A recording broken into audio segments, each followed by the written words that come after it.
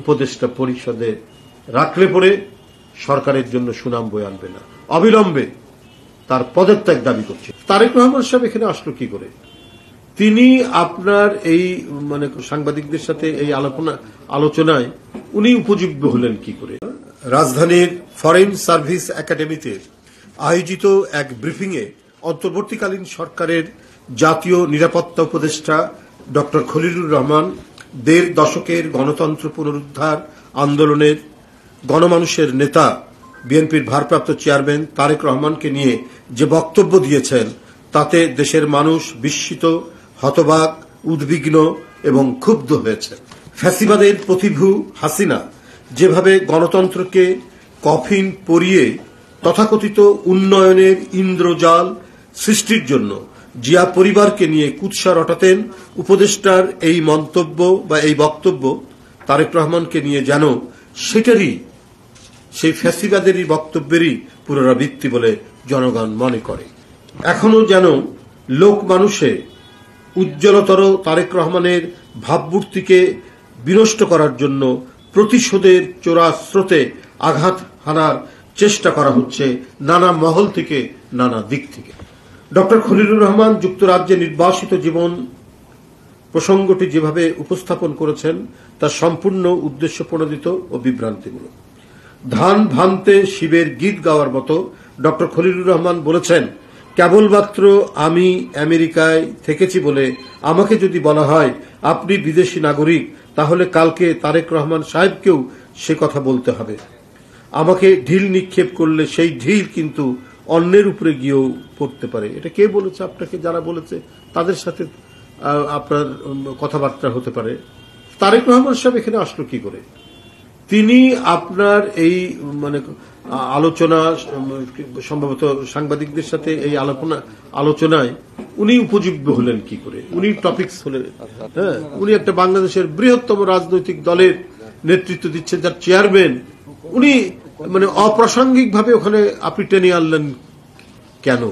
তো নিশ্চয়ই আপনি মুখে আপনারা যাই বলেন, আপনাদের অন্তরে অন্য কোনো বিষক্রিয়া বা বিস্ময় কোনো প্রতিক্রিয়া আপনাদের হৃদয়ে সবসময় কাজ করছে।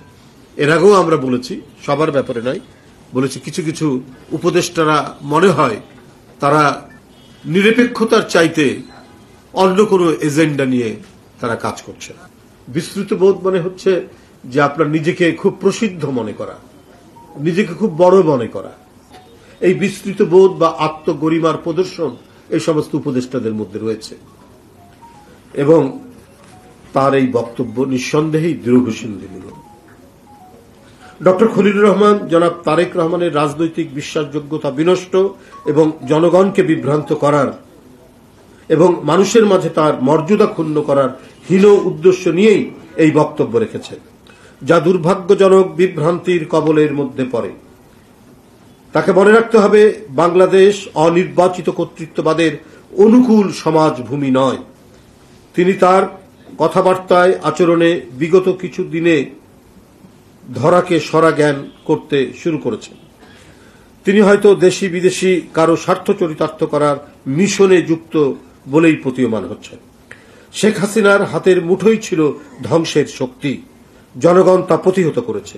আমরা আর নতুন করে কোন প্রভুত্ববাদের অধীনতার নাক পাশে বন্দী হতে চাই না। এক্ষণে দেশের জনগণের সম্মুখে প্রশ্ন চিহ্ন দীর্ঘ হচ্ছে যে খলিলুর রহমানের মতো একজন বিতর্কিত এবং করিডোর চ্যানেল বন্দর বিদেশিদের হাতে তুলে দেওয়ার ষড়যন্ত্রের কুশীলব বলে পরিচিত কি করে জাতীয় নিরাপত্তা উপদেষ্টা হিসাবে নিয়োগ পান? এই প্রশ্নটি কিন্তু এখন খুব বড় হয়ে দেখা দিচ্ছে। খলিলুর রহমানের অজানা থাকলেও দেশবাসীর অজানা নয় যে তারেক রহমানকে কি কারণে, কোন পরিস্থিতিতে লন্ডনে যেতে হয়েছে। সেখান থেকে তারেক রহমানকে বিশ্বের নিষ্ঠুরতম একটি জগদ্দল ফ্যাসিস্টের বিরুদ্ধে লড়াইয়ে নেতৃত্ব দিতে হয়েছে। সুপ্রিয় বন্ধুরা, এটা সর্বজন বিদিত যে 1/11 তথাকথিত তত্ত্বাবধায়ক সরকার নির্মম হত্যা প্রচেষ্টা থেকে পঙ্গু অবস্থায় 2008 সালের সেপ্টেম্বরে উন্নত চিকিৎসার জন্য তারেক রহমান যুক্তরাজ্যে যান। তখন থেকে তিনি তার পরিবারের সাথে সেখানে বসবাস করছেন। বাংলাদেশ ত্যাগের পর জনাব তারেক রহমানকে রাজনৈতিকভাবে নিশ্চিহ্ন করার উদ্দেশ্যে বহু মিথ্যা সাজানো মামলায় জড়ানো হয়েছিল, যার মধ্যে তথাকথিত মানি লন্ডারিং একটি মামলা, জিয়া চ্যারিটেবল ট্রাস্ট মামলা, ঘোষিত অঘোষিত সম্পদ মামলা এবং 21শে আগস্টের গ্রেনেড হামলা মামলা ছিল অন্যতম। দেশের সবচেয়ে জনপ্রিয় এই নেতার অনুপস্থিতিতে ফ্যাসিস্ট হাসিনার নির্দেশে আওয়ামী ক্যাঙ্গারু আদালত তাকে সাজা দেয়।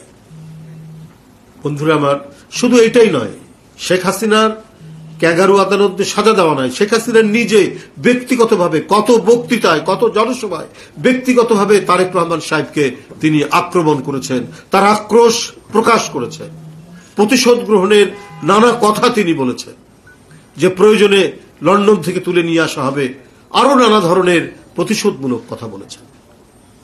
তিনি যে লন্ডনে ছিলেন,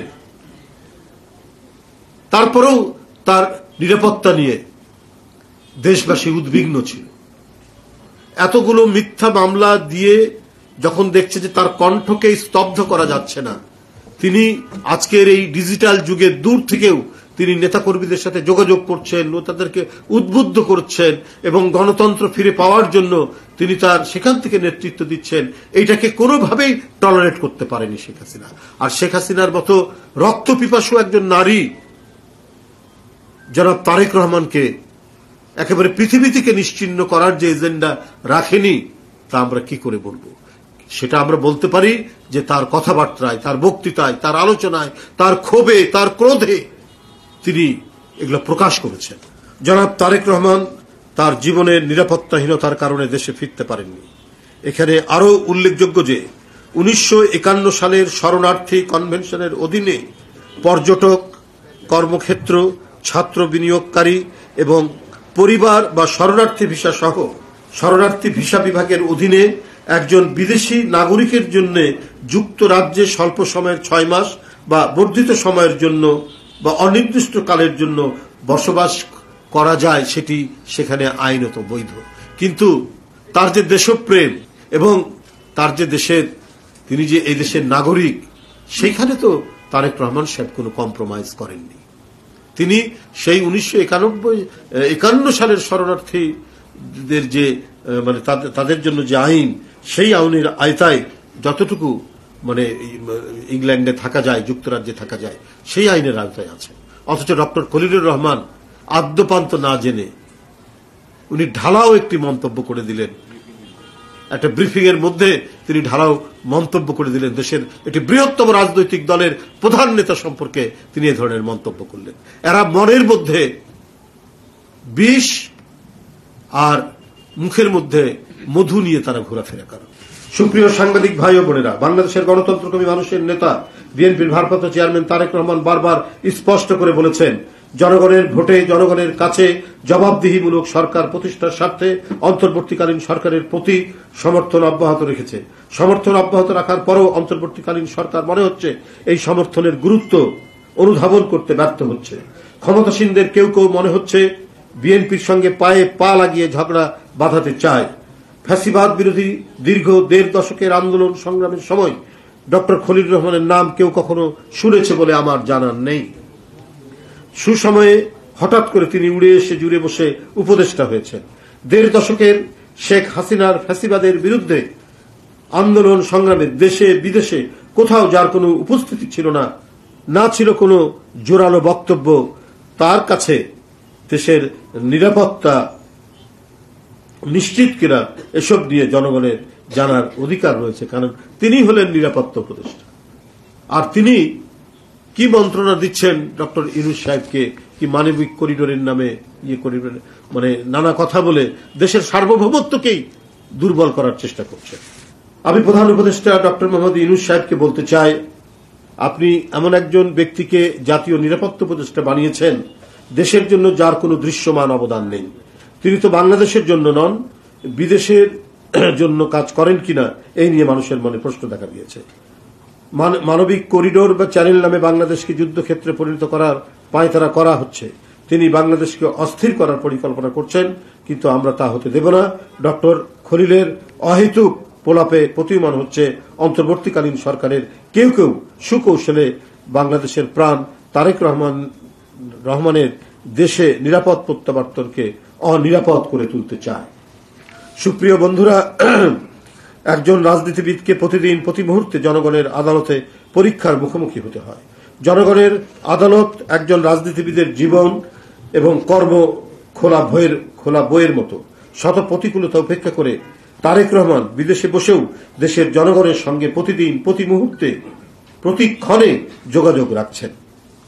কোন পরিস্থিতিতে তারেক রহমান চিকিৎসার জন্য বাধ্য হয়ে বিদেশে গিয়েছেন, বিদেশে থাকতে বাধ্য হচ্ছেন, এ সম্পর্কে দেশের গণতন্ত্রকামী জনগণ সম্পূর্ণরূপে ওয়াকিফ হন এবং সেই সমস্ত ব্যক্তি, সুশীল সমাজ বাংলাদেশের অথবা নানা শ্রেণী পেশার মানুষ যাদের মৃত্তিকার সাথে, এদেশের মৃত্তিকার সাথে, মাটির সাথে যারা সম্পর্ক রয়েছে, তারাই কেবলমাত্র জানে যে তারেক রহমানকে কিভাবে শেখ হাসিনার আন্দোলনের ফসল শারীরিকভাবে নিপীড়ন, নির্যাতন তাকে করেছে।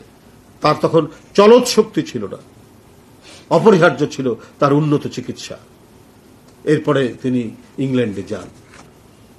এরপরে শেখ হাসিনার শাসন অন্ধকারচ্ছন্ন দুঃসময়ের বিভীষিকা, আর সেই শাসনে তারেক রহমান যদি দেশে থাকতো তার পরিণতি কি হতো এটা দেশবাসী এবং আন্তর্জাতিক সম্প্রদায় জানে, ডক্টর খলিল সাহেবরা না জানলেন।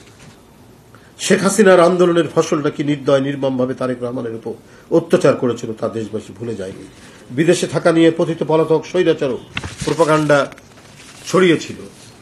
সেই সময়েও বিএনপির পক্ষ থেকে বিদেশে জননেতা তারেক রহমানের অবস্থান সম্পর্কে জনগণকে বিস্তারিতভাবে জানানো হয়েছিল। তিনি যদি দেশের মৃত্তিকার সাথে সম্পর্ক থাকতো তাহলে এই খবরগুলো তিনি রাখতেন। সুতরাং ডক্টর খলিল তার নিজের পক্ষে ওঠা প্রশ্নের জবাব না দিয়ে পলাতক স্বৈরাচারের মতো তারেক রহমানের বিপক্ষে প্রোপাগান্ডার পথ বেছে নিয়ে জনগণের দৃষ্টি ভিন্ন খাতে প্রবাহিত করার অপচেষ্টা জনগণ মেনে নেবে না। ফ্যাসিবাদের ১.৫ দশক ডক্টর খলিল কোথায় ছিলেন, কিভাবে ছিলেন, কোন দেশে ছিলেন, বিদেশে তার স্ট্যাটাস কি ছিল, ফ্যাসিবাদের বিপক্ষে তার ভূমিকা কি ছিল, অবশ্যই এ সকল প্রশ্নের জবাব জনগণকে জানাতে হবে।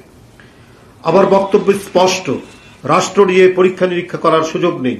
ডক্টর খলিলকে অবিলম্বে জাতীয় নিরাপত্তা উপদেষ্টার পদ থেকে সরিয়ে দিয়ে দেশে বিদেশে তার অবস্থান সম্পর্কে সম্পূর্ণ তথ্য দেশের জনগণের সামনে হাজির করতে হবে। সুপ্রিয় সাংবাদিক বন্ধুরা, ইতিমধ্যে কথিত মানবিক করিডোর ইস্যু নিয়ে অন্তর্বর্তীকালীন সরকার, বিশেষ করে ডক্টর খলিলের ভূমিকা নিয়ে দেশের স্বাধীনতাপ্রিয় জনগণের মনে উদ্বেগের সৃষ্টি হয়েছে। মানবিক করিডোর নিয়ে গত ১ মাসে অন্তর্বর্তীকালীন সরকারের এক একজনের এক এক রকম বক্তব্য, মনে হয় এই সরকার পথ হারিয়ে ফেলেছে। আমাদের কথা পরিষ্কার, এসব করার দায়িত্ব অন্তর্বর্তীকালীন সরকারের নয়। এসব বিষয় বিবেচনায় দায়িত্ব জনগণের ভোটে নির্বাচিত, জনগণের কাছে জবাবদিহিমূলক নির্বাচিত সরকারের।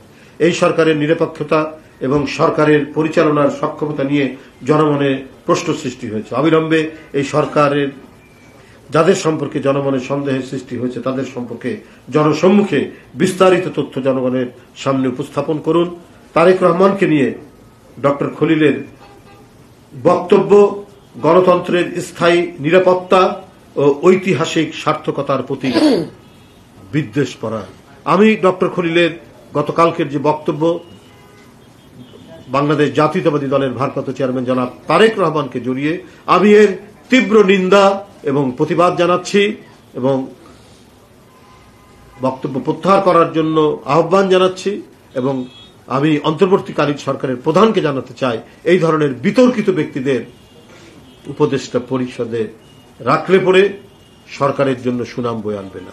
অবিলম্বে তার পদত্যাগ দাবি করছি। ধন্যবাদ সবাইকে।